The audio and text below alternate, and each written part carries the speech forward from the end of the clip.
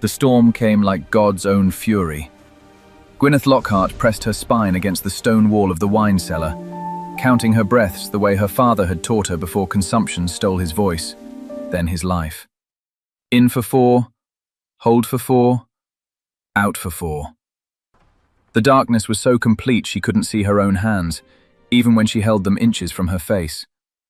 Water dripped somewhere to her left, a steady, maddening percussion that marked time she couldn't measure. 3 days. Or was it 4? Her tongue stuck to the roof of her mouth. The pitcher they'd left her, mocking kindness from her captors, had run dry hours ago. Perhaps a day ago. Time moved strangely in the dark, stretching and contracting like a living thing. She tried to stay awake, tried to keep her mind sharp by reciting every herb in her father's pharmacopoeia, but sleep took her anyway, pulling her under into dreams where she could still hear the crash of hooves, the shouts of men, the moment her carriage lurched sideways on the moorland road. Think, she commanded herself. Stay present. The cellar smelled of damp stone and old wine, earth and rot. Her dress, once a respectable travelling costume of grey wool, clung to her skin, soaked through from the water seeping under the door. The storm had been raging for... how long? The thunder was constant now, a rolling growl that shook dust from the ceiling. She could taste it on her tongue, gritty and metallic. Her wrists ached where the ropes had been. They'd removed them yesterday, or whenever it was, once they were certain she couldn't escape. The door was oak, ancient and iron-banded. She'd felt every inch of it with her hands, searching for weakness, finding none. The walls were stone, the floor flagstone, the ceiling vaulted and too high to reach. A medieval undercroft, she'd determined. Northumberland was littered with them, remnants of peel towers and border keeps, fortifications from the reaving days when Scots and English had crossed these hills, stealing cattle and lives with equal enthusiasm. She'd been travelling to Rothwell Castle to take up her position as healer to the Baron's household when the men had stopped her carriage. She should have been afraid. Perhaps she had been, in those first moments when rough hands dragged her from the cab, when a cloth bag dropped over her head and the world went black. But fear was a luxury, and Gwyneth Lockhart had learned to survive on very little. The water was rising. She'd noticed it an hour ago, or what felt like an hour. The puddle near the door had been ankle-deep when she'd last checked. Now it reached her calves when she stood. The storm must have overwhelmed whatever drains this ancient cellar possessed. Or perhaps the burn nearby had overflowed its banks. She'd heard the roar of rushing water beyond the door, growing louder. In for 4, hold for 4, out for 4. If the water kept rising, she would drown in the dark, and no one would know where to find her body. She thought of her mother's last letter, still tucked in her reticule, wherever that had gone. You cannot run forever, Gwyneth. Come home. Let us repair what was broken. But home was Northumberland now, had been for the 3 years since she'd fled Edinburgh and the wreckage of her reputation. Home was a position in a baron's household, tending fevers and setting bones, living quietly on the edges of society where women like her belonged. Women who'd been engaged to respectable physicians. Women who'd discovered, too late, what kind of man wore a respectable face. The water touched her knees. Gwyneth stood, her legs cramping from hours of sitting. She waded to the door, pressed her ear against it. The storm's voice drowned everything, but she thought, yes, there were other sounds. Shouts? Hoofbeats? Or was that only hope making her mad? She pounded on the door with both fists, knowing it was useless. Her captors had never responded to her calls. She didn't even know what they wanted. They hadn't asked for ransom, hadn't questioned her, hadn't touched her beyond the initial violence of capture. They'd simply locked her here and left. Perhaps they'd meant to return and the storm had prevented them. Perhaps they'd planned to kill her and lost their nerve. Perhaps... The door shook. Gwyneth stumbled back, heart hammering. Not from inside, from outside. Something heavy struck the oak, once, twice. The iron bands groaned.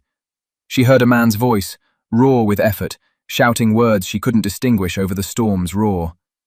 Here! Her voice cracked, unused. I'm here! Another impact. The door shuddered in its frame. Wood splintered. A thin line of grey light appeared at the edge, the first light she'd seen in days, and Gwyneth lunged forward, pressing her face to the gap. "Please, I'm trapped!" "Stand back." The voice was cultured, commanding. English, not Scots. "Away from the door." She waded backward, nearly falling as her numb legs betrayed her. The water was at her thighs now, shockingly cold. Another tremendous crash, and the door burst inward, swinging wild on its hinges.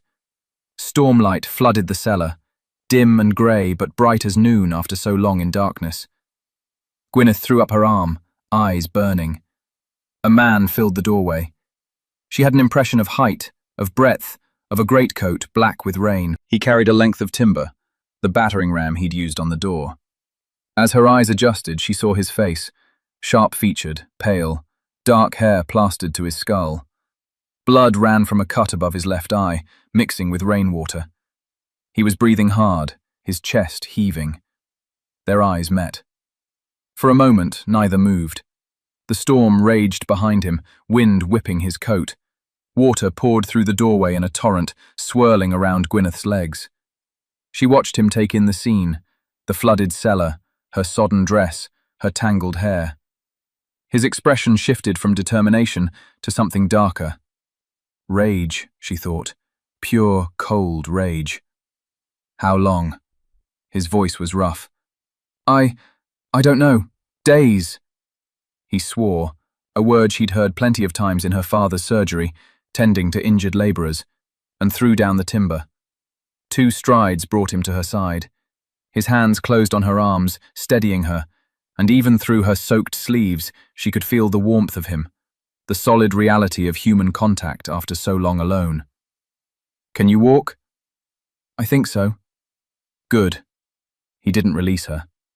"The burn has overflowed. This whole ruin will be underwater within the hour. We need to move." Gwyneth's legs chose that moment to give out. She would have fallen if he hadn't caught her, one arm sweeping under her knees, the other around her back. He lifted her as if she weighed nothing, though she knew she didn't. 3 days without food had seen to that. "Put your arms around my neck," he ordered. She obeyed, too weak to argue. And then he was carrying her through the doorway into the storm. The world exploded into sensation. Rain lashed her face, cold and sharp as needles. Wind tore at her hair, yanking it free from what remained of her pins. The sky was the colour of bruises, roiling with clouds so low she felt she could touch them. Thunder cracked directly overhead, and she flinched against the man's chest. "It's all right," he said, though she barely heard him. "I've got you." They were in the courtyard of a ruined castle. She glimpsed broken walls, an empty archway, crumbling towers against the violent sky. Water rushed past their legs, knee-deep already, brown with peat and debris. He waded through it with grim determination, heading for higher ground. His breathing was laboured now. The cut on his forehead bled freely, and she realised with a physician's eye that he'd been injured before he ever reached the cellar door. "You're hurt," she said, or tried to say. Her voice was barely a whisper. "So are you." They reached the edge of the courtyard where the ground sloped upward toward the moor. A horse waited there, a massive grey gelding saddled but wild-eyed with fear. It tossed its head as they approached, hooves dancing. The man, the Baron, it had to be Baron Rothwell himself, who else would be searching for her in this godforsaken place, spoke to the animal in low, soothing tones. "Easy, Atlas, easy now." He lifted Gwyneth into the saddle with remarkable strength for a man who was clearly exhausted. She gripped the pommel, swaying. The world tilted, and she thought for a moment she might faint.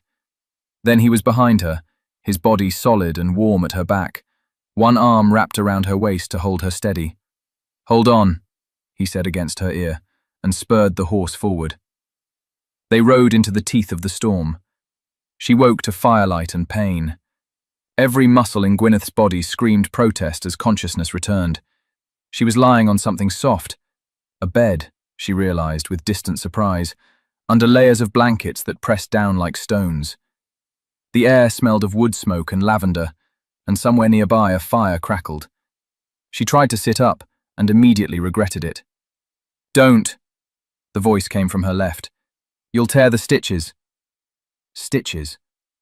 Gwyneth turned her head, moving carefully. A man sat in a chair beside the bed, his face in shadow. As her eyes adjusted, she recognized him. The man from the storm, though he looked different now. Cleaned, dry, wearing a white shirt open at the collar and dark trousers. The cut above his eye had been bandaged. His hair was dark brown, almost black, and longer than was fashionable, curling slightly at his collar. His face was all angles, sharp cheekbones, a strong jaw, a nose that had been broken at least once. Not handsome exactly, but arresting, the kind of face that demanded attention. "You're Baron Rothwell," she said. Her voice was still hoarse. "Alaric." He leaned forward slightly into the firelight. His eyes were grey, she saw, storm grey. "And you're Gwyneth Lockhart, late of Edinburgh, trained by Dr. James Lockhart, and supposed to be taking up residence in my household 3 days ago. You were looking for me." Obviously. There was something in his tone, not quite anger, but close to it. Gwyneth studied him more carefully. He looked exhausted, she realized. Deep shadows under his eyes, lines of strain around his mouth. He held his left shoulder stiffly, as if it pained him. "You're injured," she said. "More than just the cut on your head. Your shoulder. And you're favoring your left leg." His expression didn't change. "You're observant." "I'm a healer. It's my profession." She tried to sit up again, more slowly this time. Pain lanced through her side and she gasped, "I told you not to move." But his hands were already there, supporting her, adjusting the pillows behind her back with surprising gentleness. "You have 3 cracked ribs, multiple contusions, severe dehydration, and what I suspect is mild hypothermia. You also had a fever when we arrived. It broke this morning." Gwyneth stared at him. "This morning? How long have I been?" 2 days. 2 days. She'd lost 5 days total then. The thought made her dizzy. Or perhaps that was the fever, still lingering in her blood. "Who treated me?" she asked. "I did." Alaric sat back, wincing slightly as he moved. "My housekeeper, Mrs. Bramwell, assisted. We have no doctor in the immediate area. The nearest is in Wooler, 15 miles south. I sent for him, but with the storm damage to the roads, he won't arrive for several more days." "You stitched me yourself?" "I've had practice." His tone was flat, discouraging questions. "You had a deep laceration on your left thigh, probably from being thrown against something in the carriage when they took you. It was already showing signs of infection. I cleaned it, drained the abscess, and closed it. The stitching is adequate, not elegant." Gwyneth looked down at herself, realizing for the first time that she was wearing a nightgown, fine linen, certainly not hers, and that her left leg was heavily bandaged beneath the covers. Her ribs were wrapped as well. Someone had bathed her, dressed her, tended her with care while she lay unconscious. Heat rose in her cheeks. "That was... You have my thanks, Lord Rothwell." "Alaric," he corrected. "And I'm a baron, not a lord. The distinction matters in Northumberland." "Alaric, then." She met his eyes. "Thank you. For finding me. For..." She gestured vaguely at herself, at the room, at everything. "For this."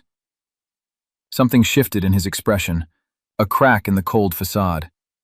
For just a moment she glimpsed the exhaustion beneath it, the relief. Then it was gone.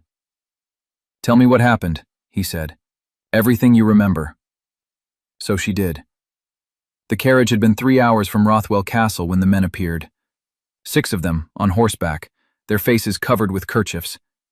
They'd forced the driver to stop, dragged her out, knocked the poor driver unconscious when he protested. She'd fought, landed at least one good kick that made one of them curse, but they'd been prepared. The bag over her head, rough hands binding her wrists, then endless riding, slung over a saddle like a sack of grain, unable to see or speak or defend herself. Finally, they'd stopped. Someone had carried her into the ruin. She remembered the sound of their boots on stone, the echo that suggested a large space, and downstairs, the cellar. They'd removed the bag, cut her bonds, left her the pitcher of water, and a blanket that she'd never found in the dark. Then the door had slammed, the lock had engaged, and she'd been alone. "Did they say anything?" Alaric asked. "Give any indication of what they wanted?" Gwyneth shook her head. "Nothing. They barely spoke to each other, and never to me. It was as if—" She trailed off, uncertain how to explain it. "As if they were following orders," Alaric finished. His jaw tightened. "Orders to take you specifically. Not random violence, not common robbery." "You think I was targeted?" The idea sent ice through her veins. "I think you were bait." He stood abruptly, turning toward the fire. The movement was too quick. He swayed slightly, and his hand went to his shoulder.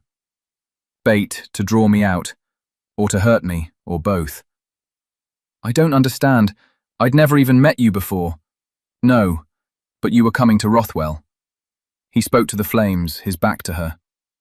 "You were under my protection, even if you hadn't yet arrived. Someone knew that. Someone wanted you gone." The way he said it, with such certainty, such bitterness, sent a chill through her. There was history here, layers she couldn't see.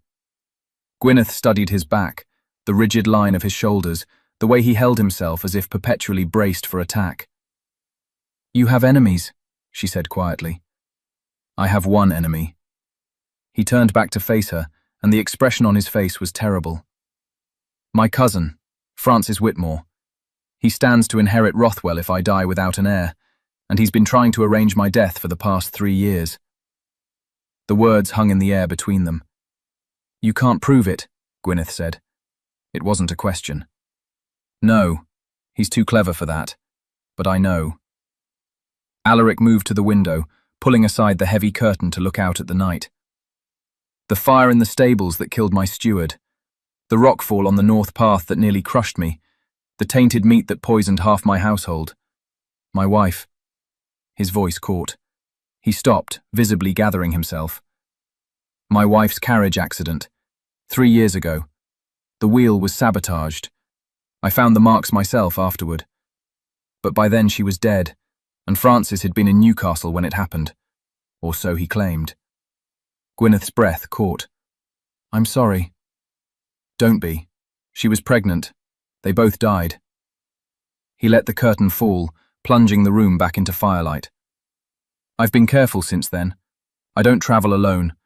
I test my food. I trust very few people. But this, taking you, locking you in that cellar to die, that's a new strategy. Indirect, deniable. Francis can claim he knew nothing about it, that it was merely unfortunate timing, a random attack on a traveller. Except you found me." Gwyneth watched him carefully. "How?" For the first time, something like a smile touched his mouth. It didn't reach his eyes. "I'm an amateur scholar of ancient ruins," he said. "Have been since I was a boy. I've mapped every castle, every tower, every fortification within 30 miles of Rothwell. I know them all, their histories, their structures, their hidden places.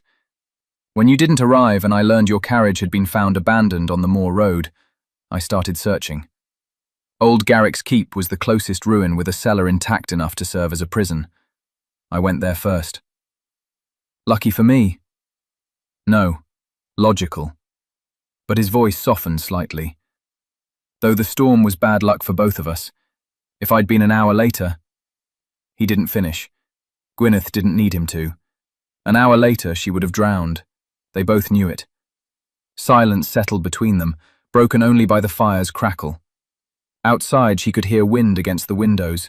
The storm had passed, but autumn weather was turning harsh this far north. Gwyneth found herself studying Alaric's face, noting the intelligence in those grey eyes, the weariness, the carefully controlled pain. A wounded warrior, yes, but also something else. A man who'd been alone too long. A man who'd lost too much. "Your shoulder," she said abruptly. "Let me look at it." He blinked, surprised. "You're hardly in a condition to—" "I'm in a condition to do my job." Gwyneth pushed the blankets aside, ignoring her body's protests. "You said yourself I have cracked ribs, not broken ones. I can move. And you're clearly in pain, which means you're hurt worse than you're admitting." "It's nothing," It's not nothing, or you wouldn't be holding it like that. She swung her legs over the side of the bed, testing her weight. Her thighs screamed, but the stitches held. Good. His work really was adequate, if not elegant. Come here. Sit in the light. For a moment, she thought he might refuse. Then, with visible reluctance, he crossed to sit in the chair beside the bed. In the firelight, she could see him properly for the first time, and what she saw made her breath catch. He was younger than she'd thought, perhaps 32 or 33, though grief had aged him. And beneath the exhaustion, beneath the pain and the weariness, he was striking.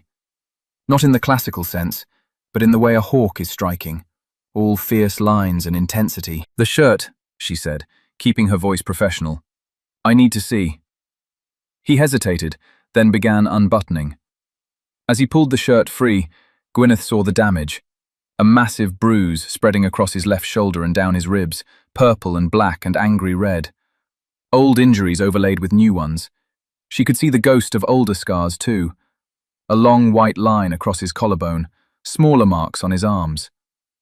What happened? She asked, her fingers gentle as she examined the bruise. He flinched when she pressed carefully at the edges. Horse threw me, yesterday riding back from Garrick's Keep. His voice was tight.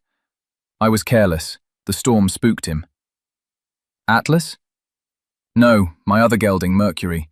He's young, not fully trained. I shouldn't have taken him out in those conditions, but he was faster and I was... He stopped. Desperate, Gwyneth finished. To find me. He said nothing. She continued her examination, testing the range of motion in his shoulder, checking for signs of dislocation or fracture. Her fingers found swelling, heat, resistance. Not broken, she decided, but badly strained, possibly torn muscle. He'd ridden for hours like this, then battered down a door, then carried her out. On a damaged shoulder. Idiot, she thought. Brave idiot. You need to rest this, she said aloud. Completely. No riding, no lifting, nothing strenuous for at least 2 weeks. Impossible. It's not a suggestion. Miss Lockhart, it's not a suggestion, Alaric. She used his given name deliberately and saw his eyes narrow. You've torn something in the rotator cuff. If you keep using it, you risk permanent damage.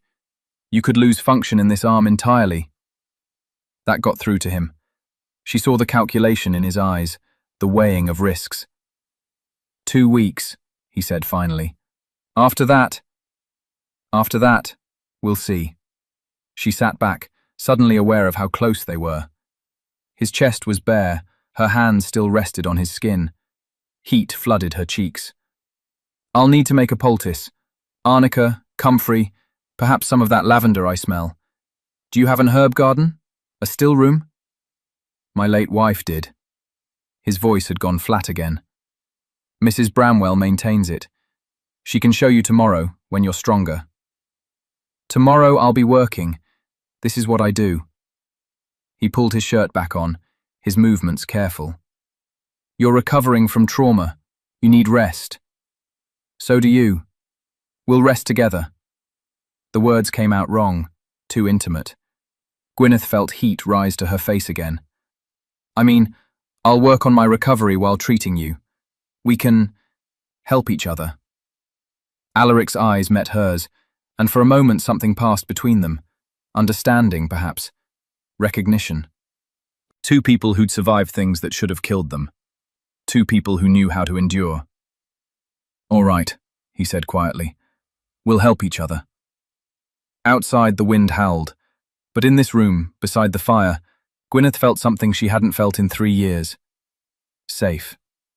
It wouldn't last. She knew that. There was an enemy out there, someone who'd tried to kill her, who'd tried to kill Alaric. They would try again. But for now, for this moment, she let herself feel it. Safe. The household at Rothwell Castle was smaller than Gwyneth had expected. Mrs. Bramwell, the housekeeper, was a sturdy woman in her 50s with kind eyes and capable hands. She'd been with the family for 30 years, she told Gwyneth, had delivered Alaric himself when his mother went into labour early during a winter storm. She spoke of him with fierce protectiveness and obvious affection. The young master, never his lordship, as if title mattered less than the boy she'd raised. Thomas, the groundskeeper, was silent and grey-haired, a former soldier who'd lost his left hand at Sebastopol during the Crimean War. He managed the estate's remaining lands, much reduced from what they'd once been, Gwyneth gathered, and the few animals they kept. He nodded to her once, a gesture of acceptance, and thereafter treated her as part of the household. There was Mary, a girl of perhaps 16, who served as maid of all work, and old Samuel in the stables, whose age Gwyneth couldn't begin to guess. That was all.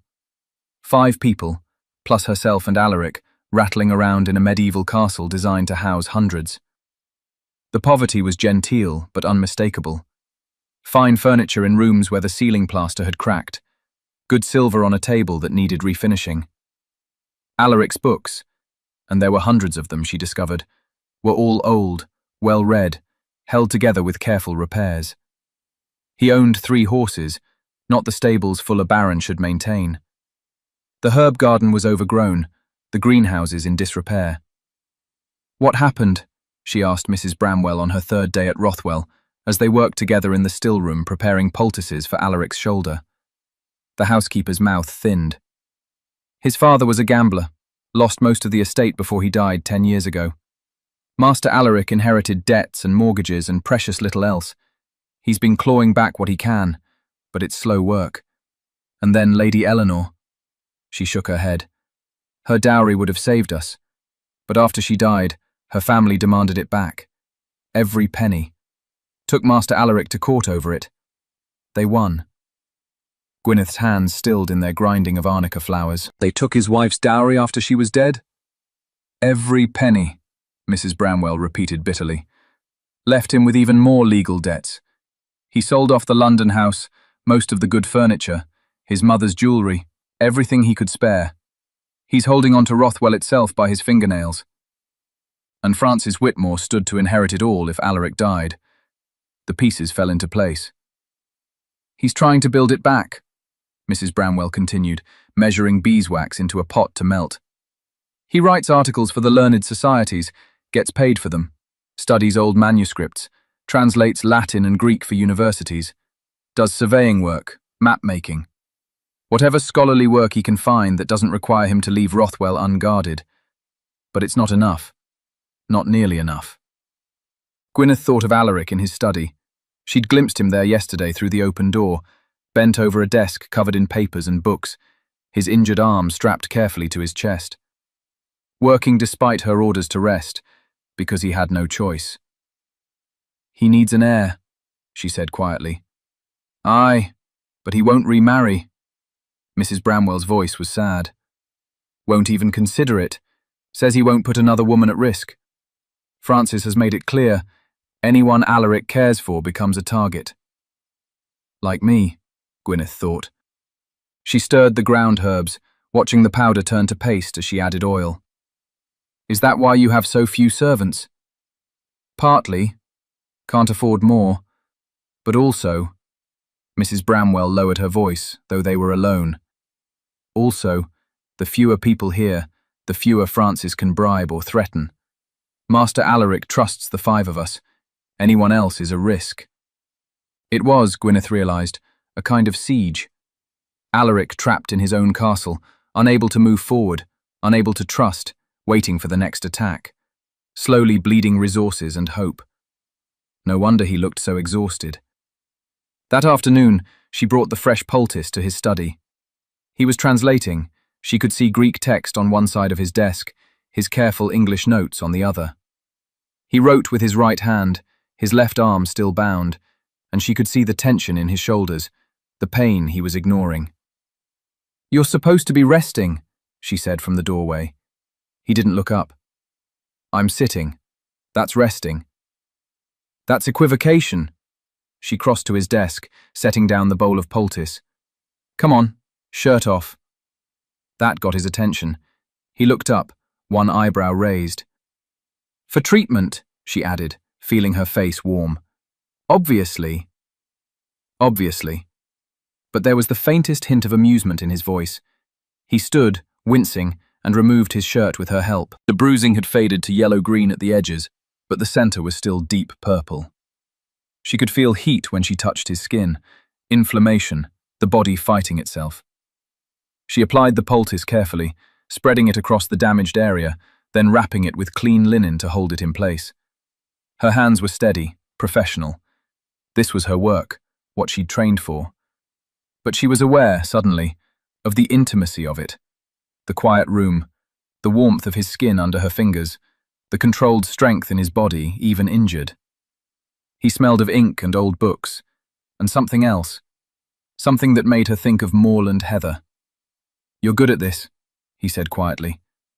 "I should be. My father trained me from childhood." She tied off the bandage. "He wanted a son, got me instead, decided I'd do just as well. Unconventional. Necessary. My mother died when I was 8. There was no one else to help in his surgery." She stepped back, professional distance reasserting itself. "You can put your shirt back on. Change the poultice twice daily. And for God's sake, stop writing for more than an hour at a time. You need to move that shoulder gently, not lock it in one position." "Yes, doctor." This time the amusement was clear. "I'm not a doctor. Women can't—" She stopped, the old bitterness rising. "Women can't be doctors. We can only be healers, nurses, midwives. The university wouldn't accept me, no matter what my father said." Alaric pulled his shirt back on carefully. "Edinburgh? How did you—" Of course he knew. He'd looked into her background before hiring her. "Yes, Edinburgh. I applied twice, was rejected twice, for being female." The words tasted like ash. Their loss. She looked at him sharply, expecting mockery or empty platitudes, but his expression was serious. "I mean it," he said. "You have skill, knowledge, and a steady hand. You should have been admitted. The fact that you weren't says nothing about your abilities and everything about their prejudice." Something in Gwyneth's chest loosened. When was the last time someone had said that to her? When was the last time someone had seen her skill rather than her gender, her past, her mistakes? "Thank you," she said quietly. He held her gaze for a moment longer, then turned back to his desk. "What were you translating?" she asked, drawn despite herself to the papers. "Galen, medical text." He shifted the pages so she could see. "A Roman physician, 2nd century. I'm working on a new translation for the Royal College of Physicians. They pay well, and the Latin is soothing." Gwyneth leaned over his shoulder, reading. The Greek was beyond her, but she could follow his English translation. Observations on inflammation, on the humours, on treatment of wounds. Much of it was outdated now. Modern medicine had moved beyond the 4 humours, but the attention to detail was remarkable. "He writes like a healer," she murmured. "Someone who truly observed his patients. He was a gladiator's physician first, learned to treat trauma." Alaric's finger traced a line of text. "This section here, he's describing what we'd now call sepsis. He knew that wounds needed cleaning, that corruption spread from dirty injuries. 1700 years ago he knew that, and we forgot it until recently." There was passion in his voice, the first real animation she'd heard from him. Gwyneth found herself smiling. "You love this, the history, the knowledge." "I love what persists." He looked up at her, and something in his expression made her breath catch. "What survives despite everything trying to destroy it. The Romans conquered this land, built their walls, left their mark. Then they were gone. But their words remain, their ideas, the things they learned about how bodies work, how to heal them. That knowledge survives. It's—" He trailed off, seeming suddenly embarrassed. "It's hope," Gwyneth finished softly. "That knowledge persists, that we can build on what came before." "Yes." He held her gaze. "Exactly that." The moment stretched between them, fragile and charged. Outside, she heard Thomas calling to the horses, the ordinary sounds of life continuing. But in this room, something had shifted. Gwyneth straightened, breaking the spell. I should go. Let you work. But not for more than an hour, remember? I remember. His voice was rough. She made it to the door before he spoke again. Gwyneth. She turned. He was standing now, his good hand braced on the desk, his eyes intense. What happened in Edinburgh? The real reason you left? The question struck like a blow. Gwyneth felt her defenses slam up, armor she'd worn for 3 years. I was engaged, she heard herself say. To a physician, David Hartley. He was charming, respected. My father approved. She swallowed hard. I discovered, a month before the wedding, that he'd been conducting experiments on his patients. Poor patients, workhouse patients, people no one would miss.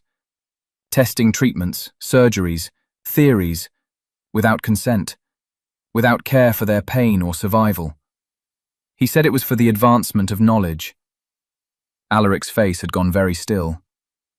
I reported him, Gwyneth continued, to the medical board, to the police. But he had friends, connections. They investigated, found nothing, or claimed they found nothing. And David. She forced herself to meet Alaric's eyes. David told everyone I was hysterical, that I'd made it up because he'd broken our engagement. He lied, said he'd ended it, not me. That I was a woman scorned, emotionally unstable, vindictive. People believed him. Why wouldn't they? He was a respected physician. I was just a healer's daughter playing at medicine. So you left. I ran. The word came out bitter. I couldn't stay. Couldn't bear the whispers, the pity, the way people looked at me. My mother begged me to come home to her family in Lancashire, to forget Edinburgh and everything that happened. But I couldn't forget. So I came here, to Northumberland, where no one knows me, where I could start again. Silence fell. Gwyneth waited for judgment, for questions, for doubt. Instead, Alaric crossed to her, moving carefully because of his shoulder.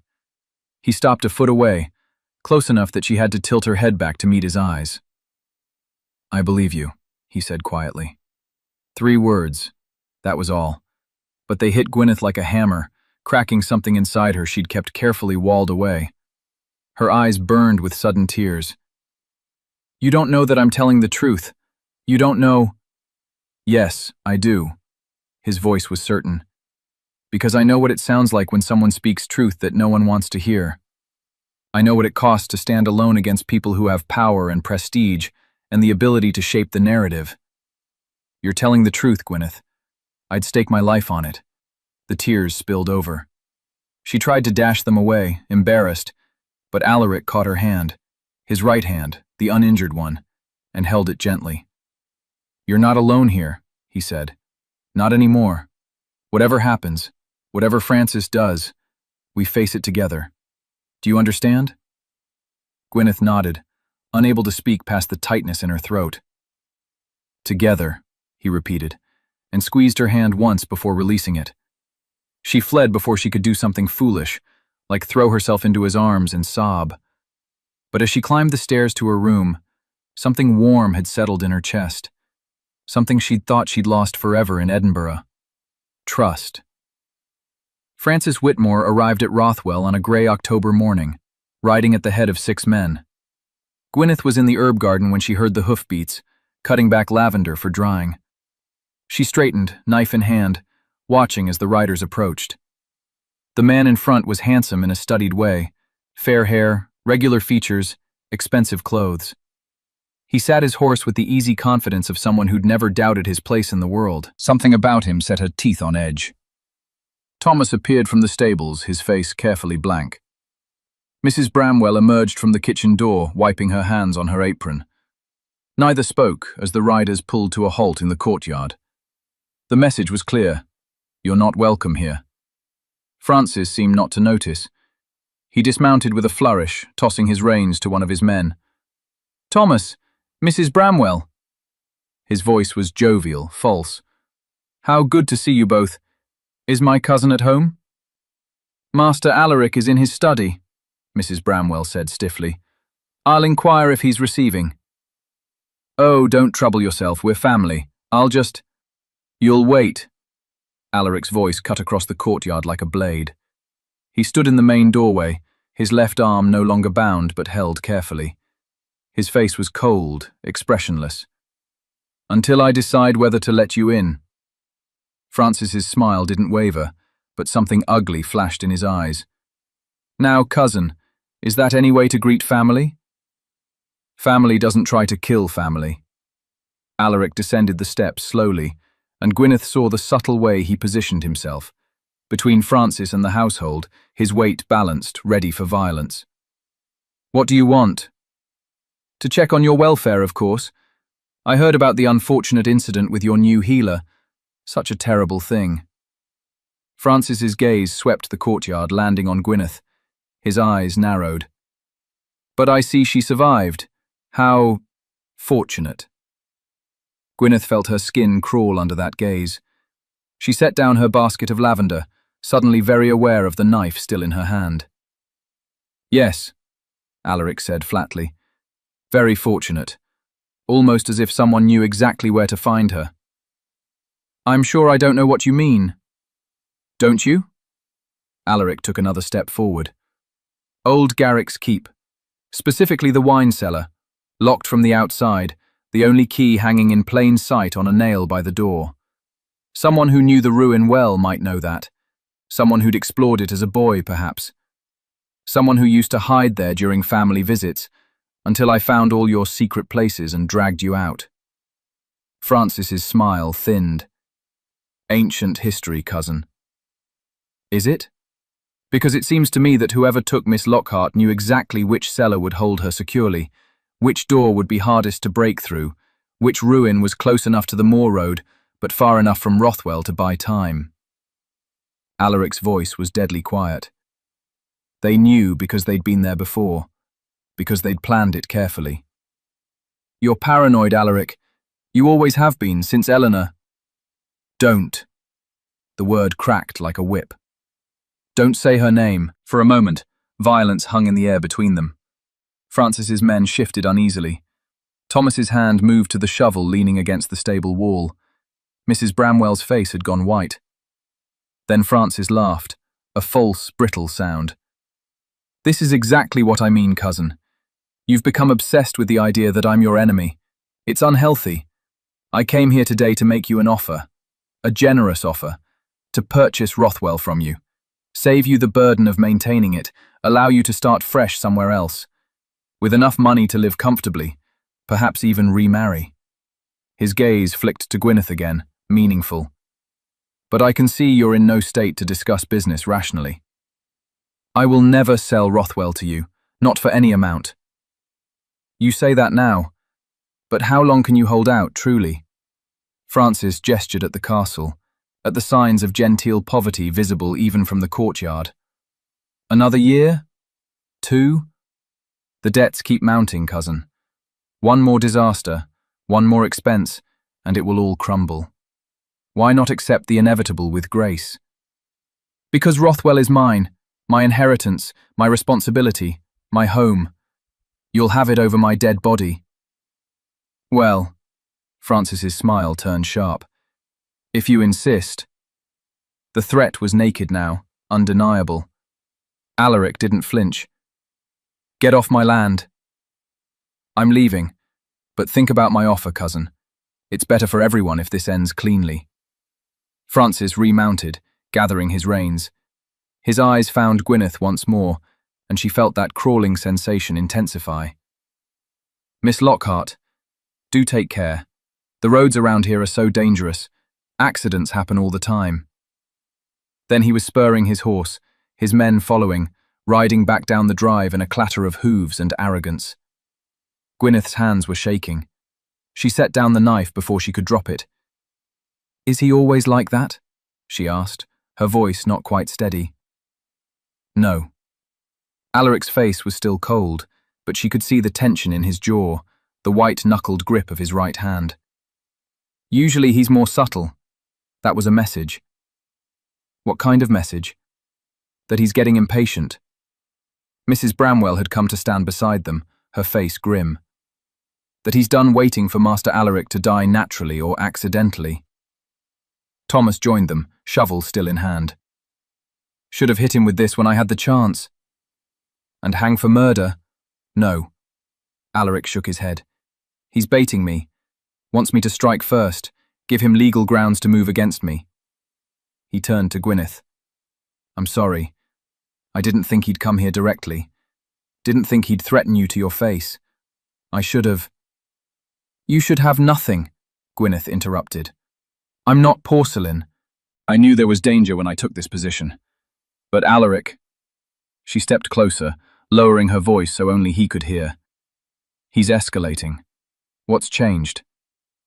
Alaric's eyes met hers, and she saw the calculation there, the weighing of how much to tell her. You, he said finally. You've changed things. He saw how I reacted when you were taken, the resources I expended searching for you. He knows now that you matter. That makes you leverage. The warmth that had been growing in Gwyneth's chest for the past week suddenly felt dangerous. I'm a liability. No, you're... He stopped, seemed to reconsider his words. You're part of the household now, under my protection. And Francis knows that means something to me, which means he'll try to use it against me. But that doesn't make you a liability. It makes you a person I care about keeping safe. I care about keeping safe. Not, I'm obligated to keep safe. Not, it's my duty. The distinction mattered. Then we need a plan, Gwyneth said firmly. Because he's right about one thing. You can't hold out indefinitely like this. Something has to change. I know. Alaric looked back at the castle, at the crumbling walls, the weight of history and debt and responsibility pressing down on him. I've been thinking. There might be a way. Dangerous, but possible. Tell me. He glanced at the others, Mrs. Bramwell, Thomas, Mary, who'd appeared in the doorway, then back at Gwyneth. Not here. Tonight. In the library. We'll talk then. It was a promise and a trust, and Gwyneth felt it settle into her bones. Tonight, she agreed. That evening, Gwyneth found Alaric in the library, exactly where he'd said he'd be. The room was circular, part of one of the old tower sections, with walls lined floor to ceiling with books. A fire crackled in the enormous hearth. Alaric stood at a table in the centre, a map spread before him. Candles illuminated its details, Northumberland marked with notations in his careful hand. Come look, he said without turning.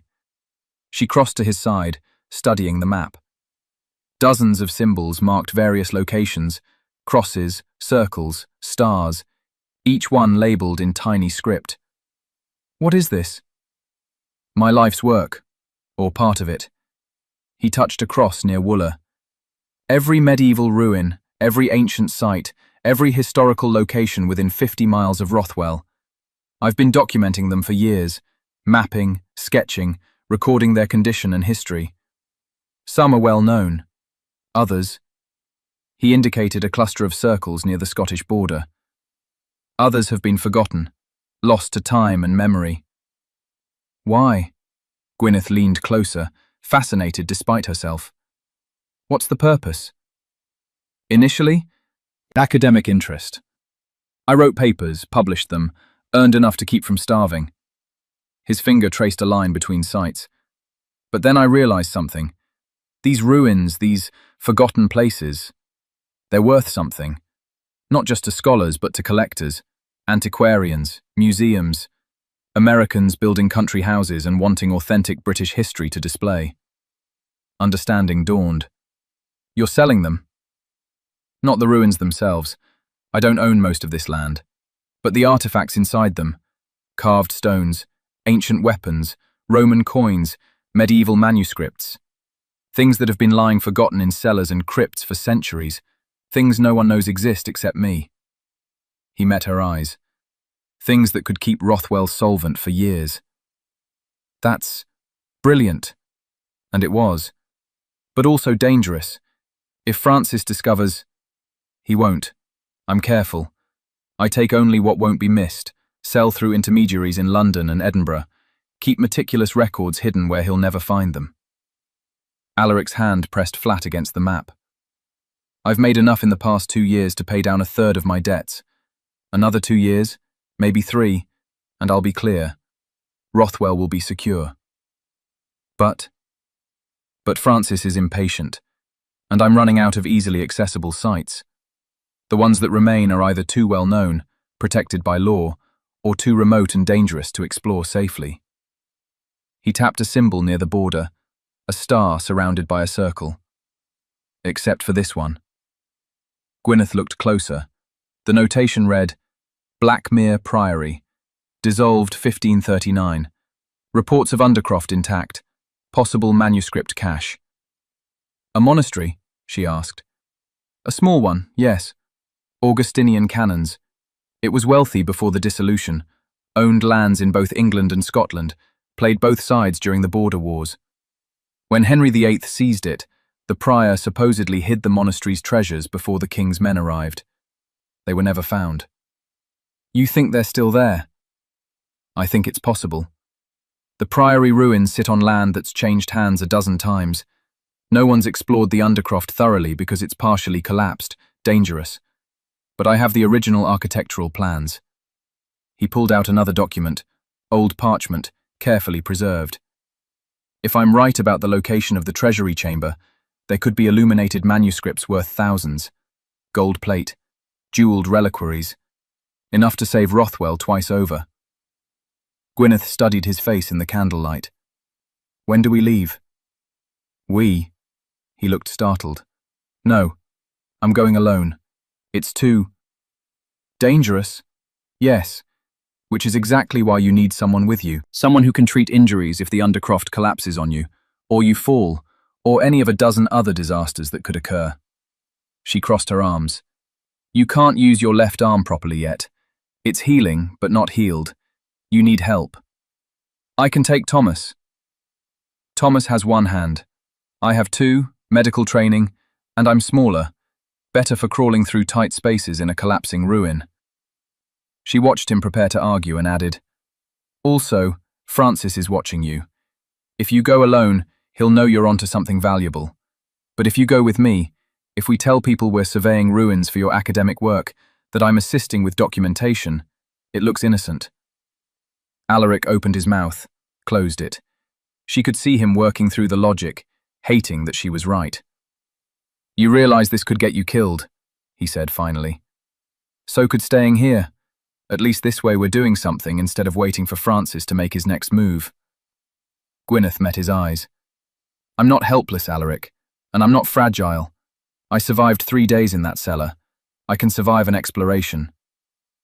For a long moment, he studied her face. Then, slowly, he nodded. All right, together then. He folded the map carefully. We leave in 3 days. That gives you time to prepare supplies, medical kit, bandages, whatever you think we'll need. I'll gather climbing equipment, lanterns, tools. We'll tell Mrs. Bramwell we're gone for 2 days, surveying ruins in the borderlands. With luck, we'll be back with enough to keep Francis at bay for years. And without luck? His smile was grim. Without luck, we'll die in a collapsed Undercroft, and Francis will finally get what he wants. Charming thought. I specialize in them. But then his expression softened. Thank you, Gwyneth, for trusting me, for staying, despite everything. Where else would I go? She tried to keep her voice light, but it came out wrong, too honest, too revealing. Alaric stepped closer, near enough that she could see the flecks of darker grey in his eyes, the shadows under them, the tiny scar on his cheekbone she'd never noticed before. Anywhere, he said quietly. You could go anywhere. Back to Edinburgh, to your mother in Lancashire, to London where your skills would be valued. You don't have to stay in a decaying castle with a half-bankrupt baron and his enemies circling like a raven. Maybe I like ravens, Gwyneth said. Her heart was hammering. Maybe I'm tired of running. Maybe... She trailed off, unsure how to finish. Maybe, he prompted. Maybe I've found something here worth staying for. The words hung between them, weighted with meaning she hadn't intended to reveal. Alaric's breath caught.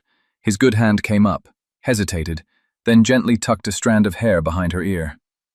The touch was feather light, but it sent electricity through her.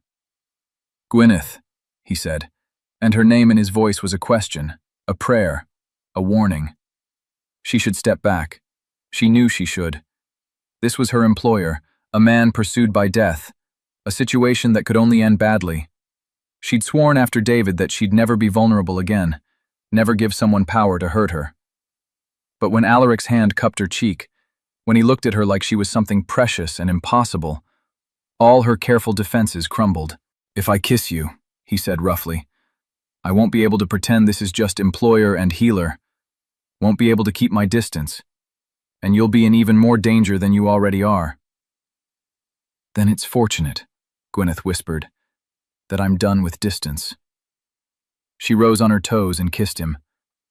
For a heartbeat, he froze. Then his arm came around her waist, pulling her close, and he kissed her back with a desperation that stole her breath. It wasn't gentle. It was need and fear and 3 years of loneliness breaking like a dam. His mouth was hot, demanding, and she met him with equal intensity, her hands fisting in his shirt. When they finally broke apart, both breathing hard, Alaric pressed his forehead to hers.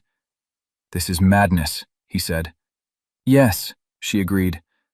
"We should stop." "Yes." Neither of them moved. 3 days, Alaric said finally. "Then we go to Blackmere, find what we need, and come back. After that, if we survive, we'll figure out what this is." "A plan?" "Of sorts." He kissed her again, softer this time, almost tender. "Stay safe until then, please." "You too."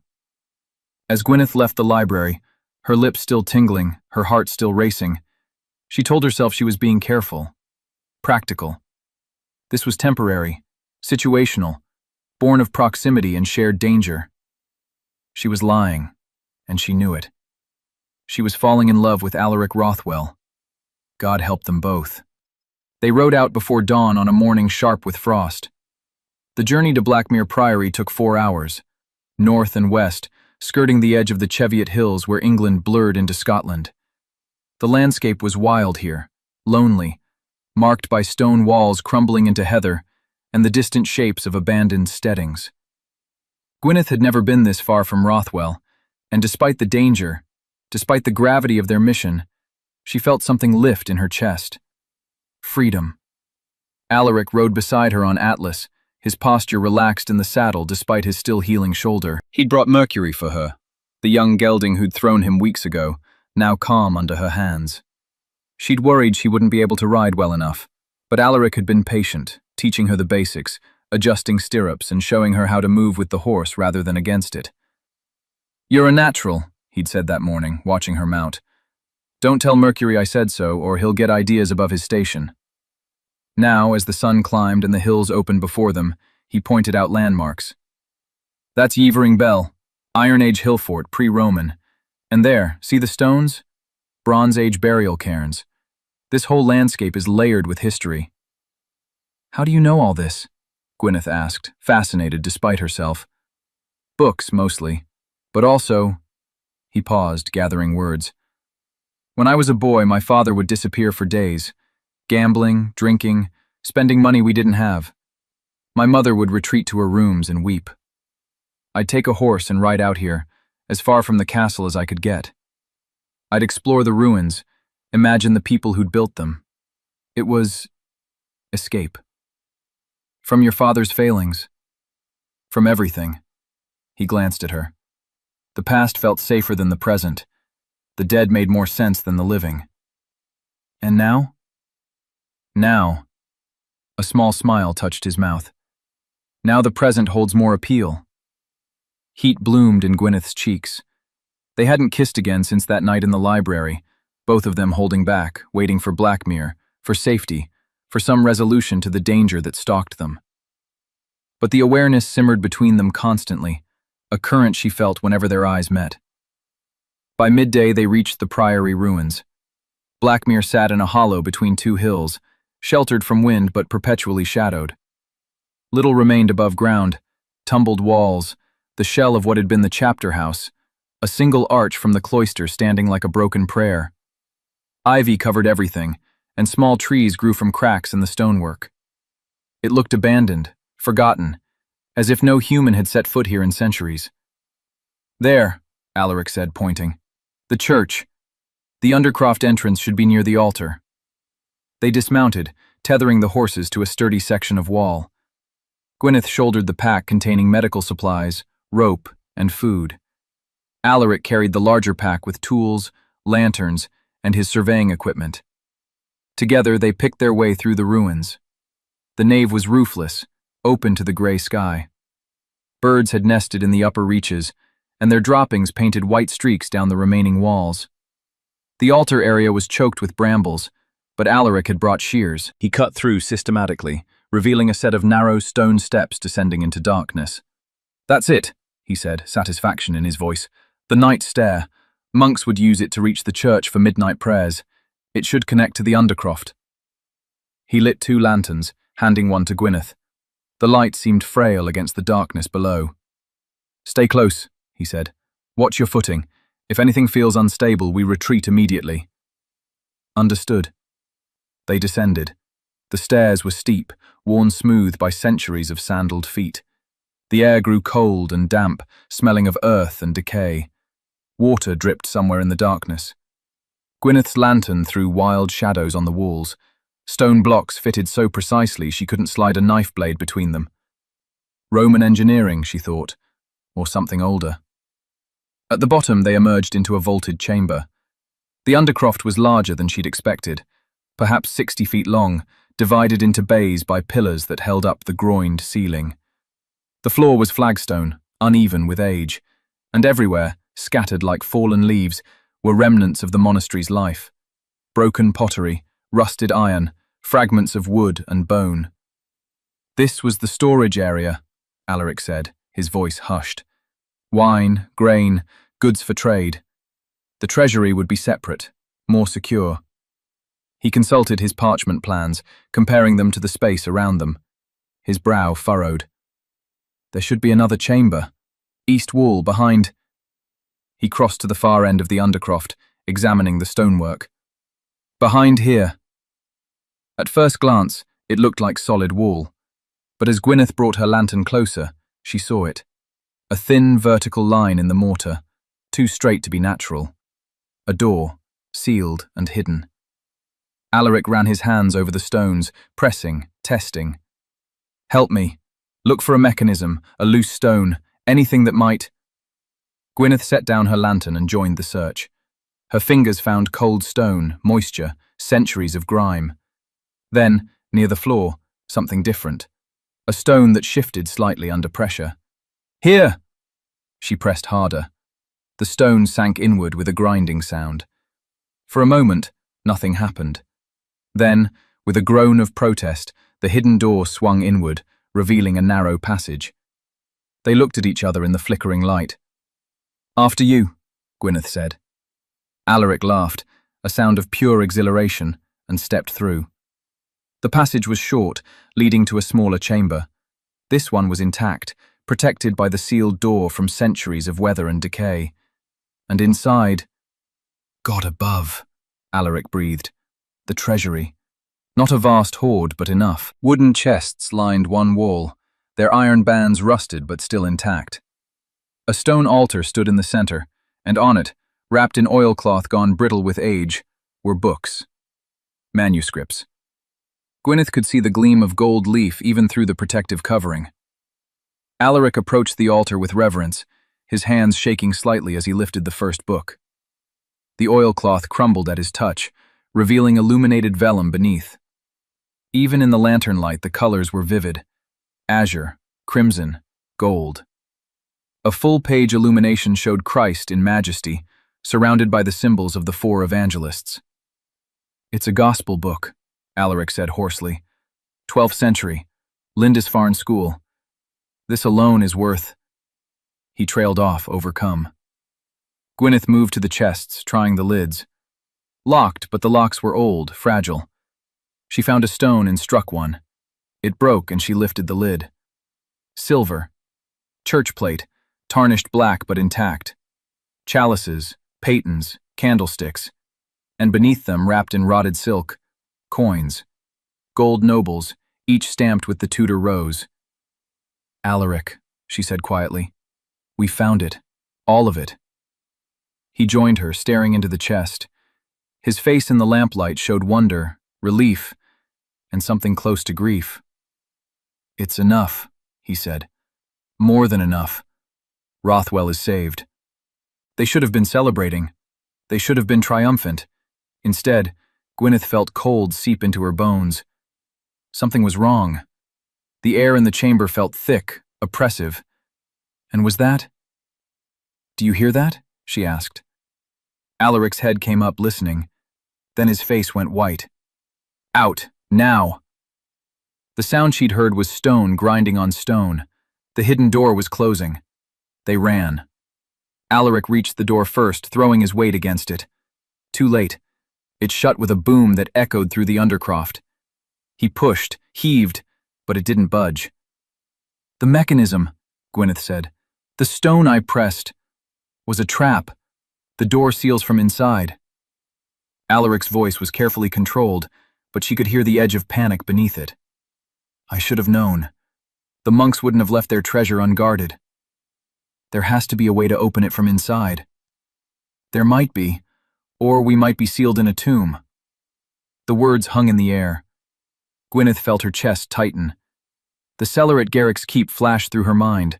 The darkness, the rising water, the certainty of death. Not again.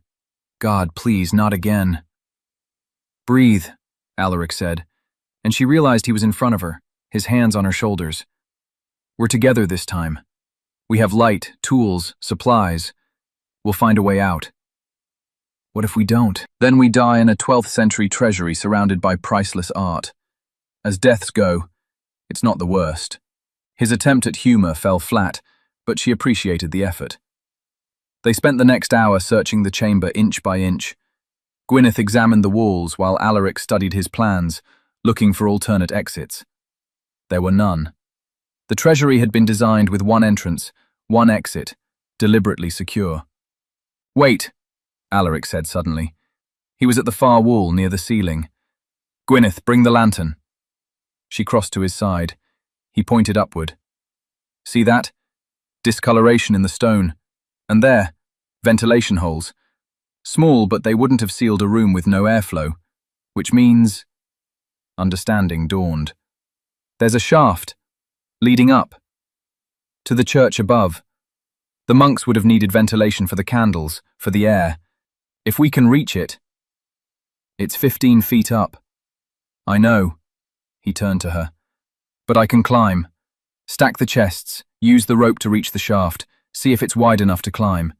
If it is, I'll go up, find a way to open the door from outside." "Your shoulder..." "Is healed enough. It has to be." He gripped her arms. "Gwyneth, this is our only chance." She knew he was right, hated it but knew it. Together they dragged the chests beneath the ventilation shaft, stacking them into a precarious pyramid. Alaric climbed carefully, testing each chest's stability. At the top, he could just reach the ceiling. He worked at the stones around the ventilation holes with a chisel, loosening mortar 8 centuries old. It took an hour. Gwyneth held her breath as he worked, watching for signs of collapse. Finally, one stone shifted, then another. He pulled them free, widening the opening. "It goes up," he called down. 20 feet, maybe more. I can see light at the top." "Can you fit?" "Barely." He looked down at her, and she saw fear in his face. "If I get stuck..." "You won't. If I do, the rope is tied to this chest. Pull it free. Find another way. Don't stay here with me." "Alaric, promise me." She couldn't, wouldn't. "Just climb." He held her gaze for a long moment. Then he pulled himself up into the shaft and disappeared. Gwyneth stood alone in the treasury, listening to the scrape of his boots on stone, the ragged sound of his breathing echoing down the shaft. She counted heartbeats, measured time in breaths. The lanterns were burning lower. How much oil did they have left? 4 hours? 6? A shout from above, wordless, strained. Then silence. "Alaric?" Her voice cracked. "Alaric!" No answer. Panic clawed at her throat. He was stuck. He'd fallen. He was hurt, dying, and she was trapped down here with the treasure and the dark and the grinding sound of stone on stone. The hidden door swung open. Alaric stood in the passage, covered in dust and blood, his shirt torn, his left arm hanging limp. But alive. He was alive. Gwyneth ran to him, and he caught her with his good arm, holding her tight. "I'm all right," he said against her hair. "Dislocated the shoulder again, getting through a narrow section. But I'm all right." "You idiot!" She was crying, she realized. "You brilliant, stupid, brave idiot." "I know." He kissed the top of her head. "Come on. Let's get the treasure and get out of this godforsaken place." It took 3 trips to load the horses with their finds. They took only the most valuable pieces, the ones they could carry safely. The gospel book, wrapped carefully in Alaric's coat, 2 chalices, a bag of gold nobles, enough to save Rothwell twice over, just as he'd predicted. As they rode away from Blackmere, the sun breaking through clouds to gild the autumn landscape, Gwyneth felt something shift in her chest. They'd survived. Together. And the treasure was real, the solution within reach. "We did it," she said, wonder in her voice. "We did." Alaric reached across the space between their horses and took her hand. "Thank you. For coming with me. For trusting me. For being... you." She squeezed his hand, unable to speak past the emotion in her throat. They were halfway back to Rothwell when they saw the smoke. The smoke rose in a black column against the evening sky, visible for miles. Alaric spurred Atlas to a gallop, Gwyneth following on Mercury. Her heart hammered. Please, please let it not be. But as they crested the last hill, she saw it. Rothwell Castle was burning. Not the whole structure, the stone walls wouldn't burn, but the wooden buildings within the courtyard, the stables, the servant quarters, the kitchen. Flames licked from broken windows, sending sparks into the darkening sky. Even from a distance, she could hear the roar of the fire, the crack of timber collapsing. They rode into chaos. Thomas was in the courtyard with Samuel, both men hauling buckets from the well, throwing water on the flames with desperate futility. Mrs. Bramwell stood near the main house, her face black with soot, supporting Mary, who was coughing uncontrollably. The horses, Atlas's stablemates, milled in terror in the kitchen garden, freed but panicked. Alaric was off his horse before it stopped moving. "Mrs. Bramwell, is everyone out?" "Yes, thank God. We were in the main house when it started. The stables. They went up like tinder, so fast." "How?" Alaric's voice was hard. Mrs. Bramwell met his eyes. "Someone set it, Master Alaric. I saw a man riding away as the flames took hold. Didn't recognize him, but he was heading south. Toward Francis's estate." Alaric's hands clenched. "He did this. While we were gone, he struck, tried to burn us out." Gwyneth dismounted, running to Mary's side. The girl was struggling to breathe, her face pale. Smoke inhalation, Gwyneth diagnosed immediately. She grabbed her medical bag from Mercury's saddle, already pulling out supplies. "Sit," she ordered Mary. "Head between your knees. Breathe slowly. Mrs. Bramwell, get her water, clean water, not from the well near the fire." While the men fought the flames, Gwyneth worked. Mary first, then Thomas, who'd burned his hand badly trying to open the stable doors. Then Samuel, whose coughing revealed deeper lung damage. She moved from patient to patient with focused efficiency, the way her father had taught her. This was what she knew. This was what she could control. The fire burned for 3 hours before they finally contained it. By then, the stables were gone, just blackened stone and smouldering timber. The servant quarters were gutted. The kitchen would need complete rebuilding, but they'd saved the main house, and no one had died. Small mercies. Near midnight, Gwyneth found Alaric standing in the ruins of the stables, staring at the destruction. His face was black with soot, his clothes scorched. His left arm hung limp again. He'd aggravated the shoulder fighting the fire. He looked like a man who'd aged a decade in a day. She approached quietly, touching his uninjured arm. "Come inside," she said gently. "Let me tend your shoulder. You'll do no good standing here." "3 horses," he said, his voice hollow. "Dead. Burned alive because I wasn't here to save them." "That's not—" "Yes, it is." He turned to face her, and the anguish in his eyes cut her to the bone. "I left. Went treasure hunting while Francis burned my home. While he killed innocent animals, terrorized my people. This is my fault. This is Francis's fault. He's a monster. And I'm the fool who gave him the opportunity." Alaric's good hand gestured at the ruins. "Look at it. Years of work, what little I'd managed to restore, gone in an afternoon. The money from Blackmere will rebuild the stables, but then what? Francis will just strike again, and again, until there's nothing left to burn. Then we stop him. How? We have no proof, no witnesses willing to testify. Even if we did, he has connections, money, lawyers. I'm a bankrupt baron with enemies in Parliament. Who do you think the courts would believe?" Gwyneth wanted to argue, to offer solutions, but he was right. The system was rigged against them, had been from the beginning. Men like Francis didn't face consequences. They bought their way out, threatened their way clear, smiled while the world burned. "I'm so tired," Alaric said quietly. "Tired of fighting, tired of losing. Maybe I should just sell to him, take whatever he offers and leave. Let him have Rothwell. Let him win." "You don't mean that." "Don't I?" He looked at her. "What's the alternative? Keep fighting until he kills someone I care about? Until he hurts you?" His voice broke on the last word. "I couldn't survive that, Gwyneth. Not again." She understood then. This wasn't just about the fire, the destruction.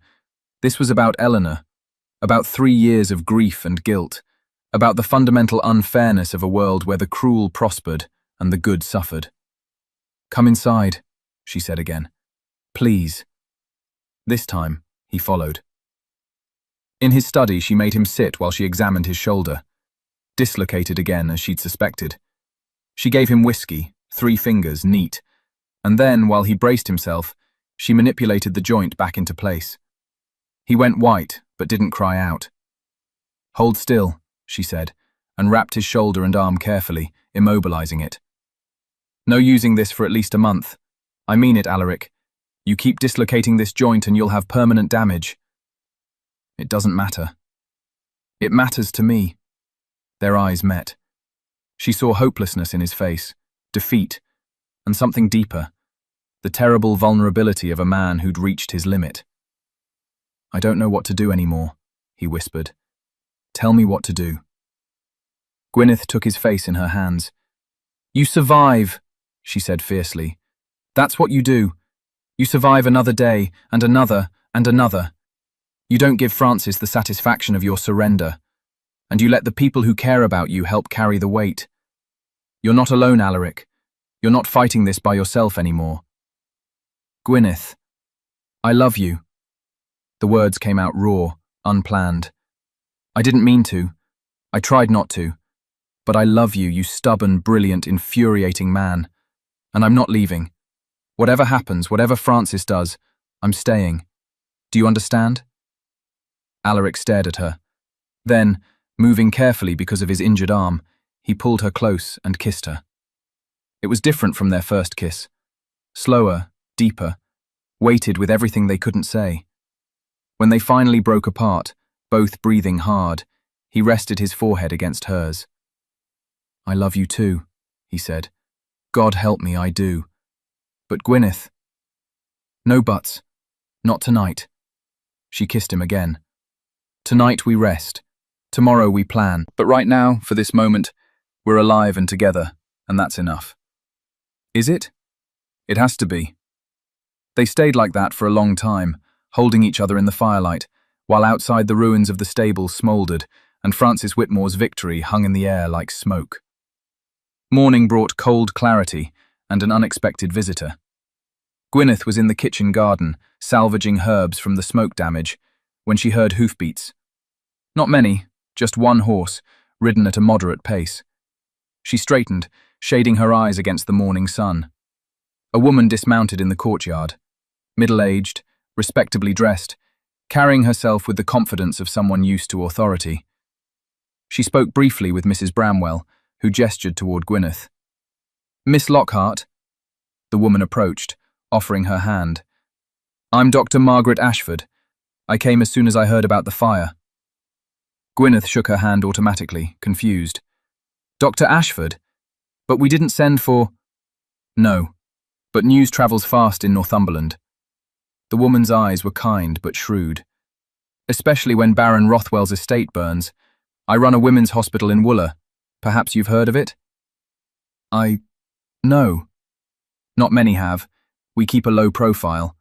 The medical establishment doesn't approve of women practicing medicine, even when we do it better than they do." A slight smile. "But that's why I came. I've heard about you, Miss Lockhart, about your training, your skill, and about what happened in Edinburgh." Gwyneth's blood went cold. "How do you—" "Because David Hartley tried the same thing in Glasgow before Edinburgh, with my patients." Dr. Ashford's voice hardened. "I reported him too. Like you, I was ignored, dismissed, called hysterical. But unlike you, I had wealthy patrons who believed me. We gathered evidence quietly, built an irrefutable case. By the time we presented it to the authorities, they had no choice but to investigate properly." "What happened?" "Hartley lost his medical license, fled to America, last I heard. The case was kept quiet. His family has influence.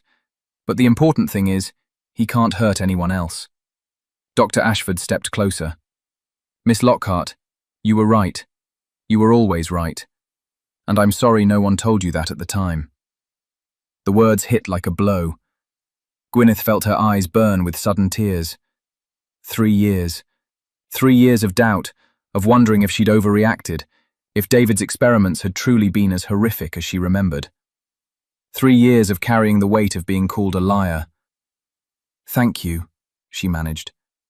"Don't thank me. I'm here with a proposition." Dr. Ashford glanced at the burned stables, the scorched courtyard, then back at Gwyneth. "You're wasted here, frankly. Oh, I'm sure Baron Rothwell is a good man, but you could be doing so much more. My hospital needs doctors, real doctors, not just nurses and midwives. I can't call you doctor officially, but you'd have the same authority, the same respect. And I can pay well. My patrons are generous." Gwyneth blinked. "You're offering me a position?" "I'm offering you a future, a chance to practice medicine the way you were meant to train other women, build something that matters." Dr. Ashford's expression was earnest. "Think about it. You don't have to answer now. But Miss Lockhart, Gwyneth, you have a gift. Don't waste it hiding in a castle, tending one man's injuries, when you could be saving dozens of lives." It was everything Gwyneth had dreamed of. Recognition, respect, the chance to practice real medicine, to teach, to heal, to matter. She should have been elated.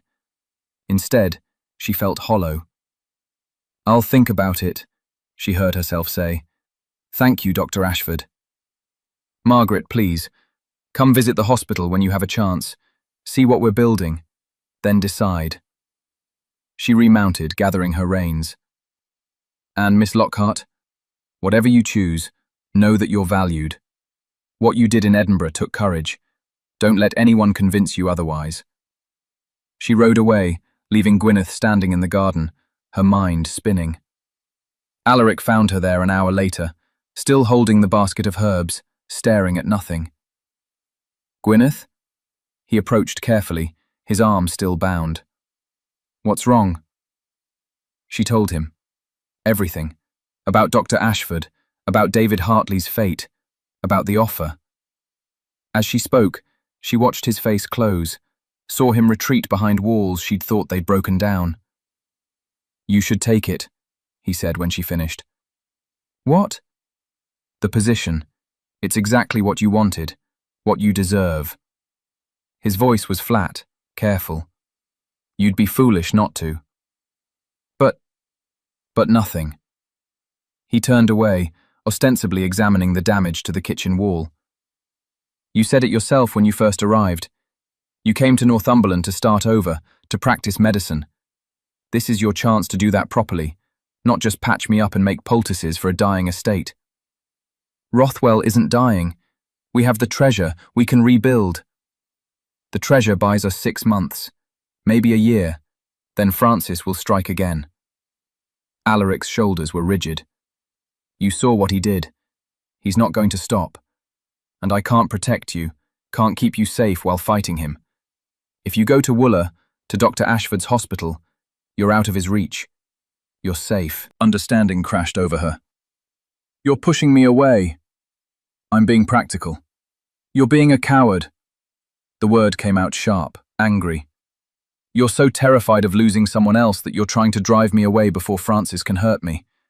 But Alaric, I'm not Eleanor. I'm not fragile. I'm not... I know you're not. He spun to face her, and the anguish in his eyes stopped her cold. I know you're strong, capable, brave, but that doesn't make you immortal. If Francis decides you're the best way to hurt me, and he will, he already has, he'll come for you. He'll take you, hurt you, maybe kill you. And there won't be another convenient cellar for me to find you in, no easy rescue. He'll make sure of it. So I'm just supposed to leave? Abandon you? You're supposed to survive, to live the life you deserve, not the one I've trapped you in. His voice broke. Please, Gwyneth, take the position. Go to Wooler, be safe. And you'll what? Stay here alone, fighting Francis until he finally wins? If that's what it takes to keep you alive, yes. She wanted to hit him, wanted to shake him, wanted to scream. Instead, she set down the basket of herbs very carefully and walked away. She spent that night in her room, mind churning. Dr. Ashford's offer was generous, genuine. She could have everything she'd worked for, respect, position, purpose. She could practice medicine properly, train other women, build something lasting. All she had to do was leave Alaric. Alaric, who'd saved her life, who'd believed her when no one else would, who'd made her feel safe for the first time in 3 years, who looked at her like she was something precious and impossible and necessary all at once. Alaric, who was trying to push her away because he loved her. Damn the man. Near midnight, unable to sleep, Gwyneth descended to the library. She found it empty but for the dying fire. Alaric's map was still on the table, his notes scattered around it. She studied his careful handwriting, the annotations marking every ruin, every site, every piece of history he'd preserved. This was his life's work, his purpose, his passion. And Francis was systematically destroying it, piece by piece. Unless... An idea crystallized in her mind. Dangerous, possibly insane, but possible. She spent 3 hours reviewing Alaric's papers, tracing connections, building a plan. By dawn, she had it. Not perfect, not safe, but viable. If it worked, they could neutralize Francis permanently. If it failed, well, she'd survived worse than failure. She found Alaric at breakfast, eating mechanically, his face haggard. I'm not taking the position, she announced without preamble. He looked up, startled. Gwyneth! I'm not taking it because I have a better plan, a way to stop Francis permanently. There is no... Yes, there is. She pulled out the papers she'd gathered, spreading them on the table. Francis wants Rothwell. Fine. We give it to him. Alaric stared. Have you lost your mind? Hear me out. We sell him the estate, publicly, legally, for a token amount. We make a show of your defeat, your bankruptcy forcing you to surrender. Francis gets what he wants. And we get what? Homeless, penniless? We get him off guard. Because here's what Francis doesn't know. She tapped the map of ruins. Your father didn't just gamble away the estate. He sold things. Artifacts, antiquities, pieces of Rothwell's history. You've been tracking them for years, trying to buy them back. Yes, but some of those artifacts were stolen. Not by your father, by the dealers he sold to. Pieces from protected sites, items that legally belong to museums or the crown. You've documented all of it, haven't you? Every piece, every dealer, every theft. Alaric's eyes widened. You're saying... I'm saying Francis inherits a tainted estate. Within weeks of taking possession, we present evidence to the authorities showing that Rothwell has been a center of antiquities smuggling for decades. Francis, as the new owner, becomes legally liable. He can't prove he didn't know about it. We make sure the evidence is overwhelming. He's ruined, facing criminal charges, forced to sell everything to pay fines and legal fees. And then? And then you buy Rothwell back. For a fraction of what it's worth. With the money from the Blackmere treasure. Gwyneth leaned forward. Francis loses everything. Reputation, money, the estate he coveted. You get your home back, clear of debt. And the real smugglers face justice. Silence. Alaric stared at her, then at the papers, then back at her. That's brilliant, he said slowly. Absolutely brilliant. And completely insane. Yes. It requires Francis to believe we've genuinely surrendered. No suspicion, no second guessing. Yes.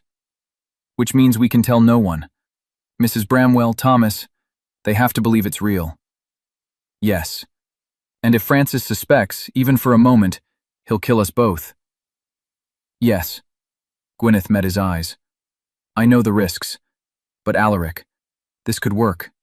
This could end him. He stood, circling the table, thinking. She watched calculations play across his face, probabilities, contingencies, dangers.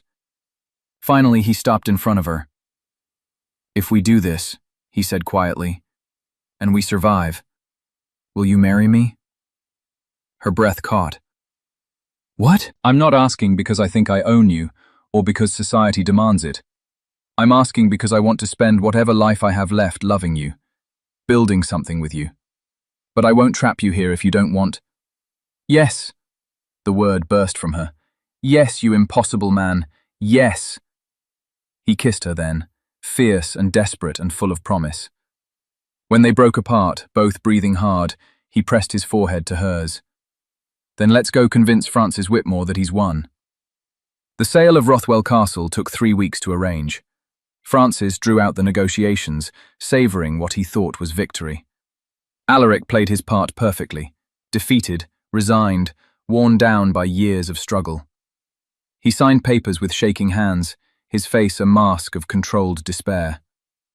Gwyneth stood beside him, silent, her own performance equally convincing.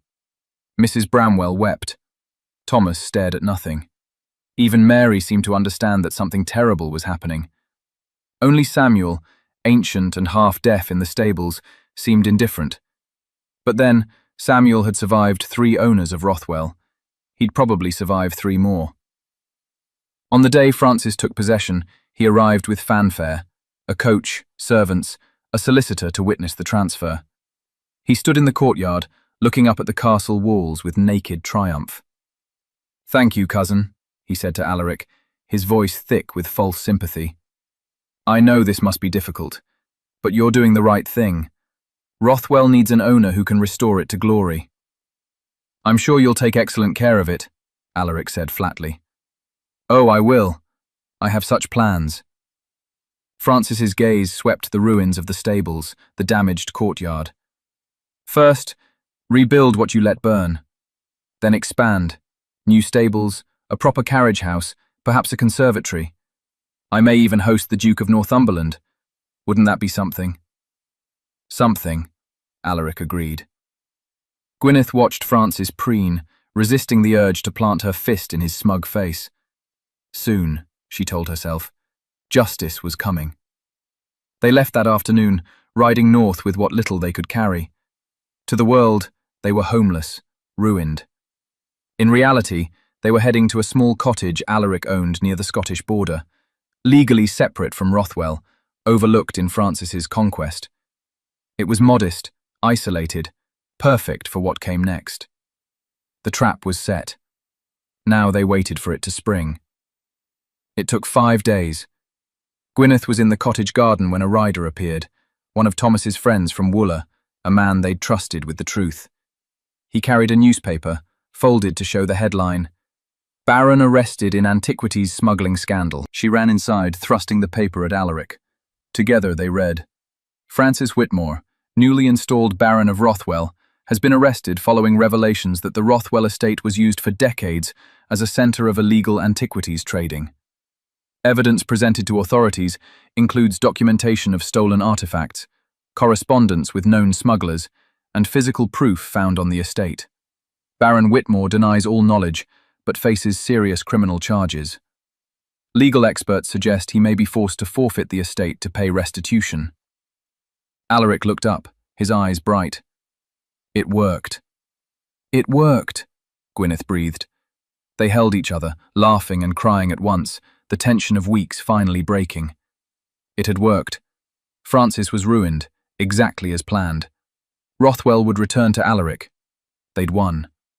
3 months later, Gwyneth stood in the Rothwell chapel, restored now, the roof repaired, the windows cleaned, wearing a simple dress of cream silk. Dr. Margaret Ashford stood beside her, having agreed to serve as witness and friend. Mrs. Bramwell had decorated the space with winter greenery and white candles. Alaric waited at the altar in his best coat, Thomas and Samuel flanking him like grey-haired sentinels. His left arm moved stiffly. It would always be weaker, a reminder of their adventures. But his smile was broad and genuine. As Gwyneth walked down the aisle, she thought of the cellar at Garrick's keep. The darkness, the water, the certainty that she would die alone and forgotten. And then Alaric, appearing like something from a story, battering down the door to save her. They'd saved each other, she realized, again and again, and they'd keep doing it, for whatever years they had left. The ceremony was brief, the words familiar. When Alaric kissed her, she tasted happiness, strange and unfamiliar and precious beyond measure. Outside, snow was beginning to fall, but inside Rothwell Castle, newly restored and finally free, there was warmth, there was light, there was home. 6 months later, Gwyneth stood in what had been Lady Eleanor's stillroom and was now her laboratory. The space was unrecognizable, cleaned, organized, filled with equipment she and Alaric had acquired from Edinburgh and London. She was working on a paper, collaborating with Dr. Ashford, documenting herbal treatments for sepsis. It would be published under both their names, academic proof that women could contribute to medical knowledge. Alaric appeared in the doorway, covered in dust from the east wing where he was overseeing repairs. "Come with me," he said. "I want to show you something." She followed him to the library, their favorite room, where they spent evenings reading aloud to each other, discussing translations and medical theories and plans for the future. He led her to the map table, where a new chart was spread. "I've been thinking," he said, "about what comes next. The estate is solvent now, more than solvent, actually. Francis's trial revealed hidden assets we've been able to claim, so I have a proposal." "I'm listening." "We've been focused on preserving the past. What if we also build for the future?" His finger traced the map, indicating various points near Rothwell. "A hospital here, on estate land. Built properly, modern facilities, open to everyone regardless of ability to pay. With you as chief physician. We could partner with Dr. Ashford, create a network of women's hospitals across Northumberland." Gwyneth's breath caught. "That would cost a fortune." "We have a fortune. Between the Blackmere treasure, the assets reclaimed from Francis, and my ongoing scholarly work, we can afford it. And it's worth it. Don't you think?" He looked at her, hope and uncertainty mingling. "A legacy. Something that outlasts us." She thought of her father, healing the poor in Edinburgh's old town. Of David Hartley's victims who died for his ambition. Of all the women denied medical training, all the patients who couldn't afford doctors. "Yes," she said. "Let's build it." He kissed her, slow and sweet, then pulled her close. Through the library windows, she could see the moors stretching north, Still wild, still beautiful. New grass was greening the hills. Birds nested in the castle walls. The burn ran clear and bright past the ruins of the old stables. Life persisting. Knowledge surviving. Love renewing. "Tell me about the Roman physician again," Gwyneth said. "Galen, what did he say about healing?" Alaric smiled against her hair. "That the best physician is also a philosopher. That healing requires not just knowledge but wisdom, not just skill but compassion." He paused. "That the purpose of medicine is to cure sometimes, to relieve often, to comfort always." "To comfort always," Gwyneth repeated softly. "I like that." "So do I." They stood together in the library, surrounded by centuries of accumulated knowledge, planning their future.